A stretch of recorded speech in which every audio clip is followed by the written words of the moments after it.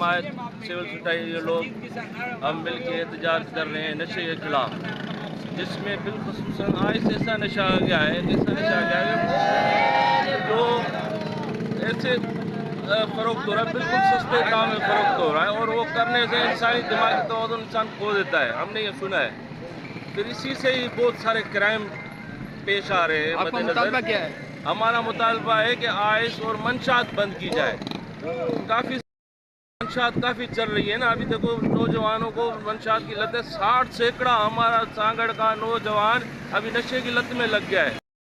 Request کرتے ہیں law and order situation set کی جائے اور یہ آئس کا نشہ بند کیا جائے۔ ایس پی صاحب، آئی جی صاحب، وزیر اعلیٰ سندھ، وزیر اعظم پاکستان سے گزارش کرتے ہیں کم سے کم ہمیں یہ آئس بند کرا کے، نشے بند کرا کے۔ سانگڑ میں آپ نے دیکھا ہوگا کہ کافی دفعہ آپ لوگوں نے، صحافیوں نے بھی ایکشن لیا ہوگا، خبریں چلائی ہیں، لیکن کوئی فرق نہیں پڑ رہا۔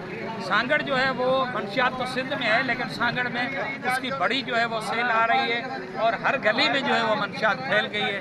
ہم یہ مطالبہ کرتے ہیں آئی جی سندھ سے اور ایس ایس پی سانگڑ سے کہ منشیات کی لعنت کو ختم کیا جائے۔ ہمارے یہ نوجوان نکلے ہیں اس لیے کہ ہر گھر میں ایک بندہ جو ہے وہ منشیات کا عادی ہو چکا ہے۔ ہم اس کی نشاندہی کرائیں گے، گورنمنٹ اس کا عمل کرے، وائس بند کرائے۔ اسپتال میں آئس کے مریضوں کی علاج معالجے کے لیے بھی کچھ کیا جائے۔ ایسے ابھی جو فیملی جو متاثر ہیں ان کو نواب شاہ اور حیدرآباد، کراچی تک جانا پڑتا ہے۔ اگر سانگڑ میں یہ علاج معالجے کے لیے کوئی سینٹر کھل جائے تو یہ بھی ایک بہت اہم کردار کر سکتا ہے آئس کے نشے کو اور ان کے مریضوں کو۔